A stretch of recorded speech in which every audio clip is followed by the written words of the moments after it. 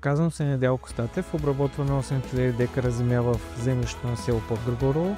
Член сме на Добруджански съюз на зърнопроизводителите и тази година сме домакини на третото издание на Ден на полето.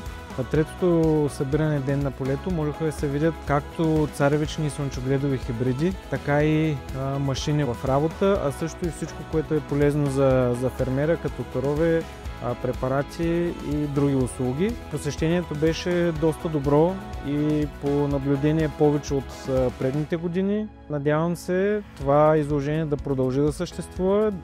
Ние като домакин на изложението исках да обърнем специално внимание на посещението на следващите поколения фермери и да обучим в тях любовта към земята.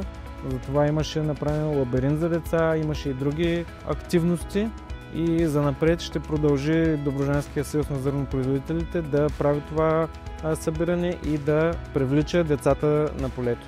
Благодарим на всички посетители и ще ви очакваме следващата година.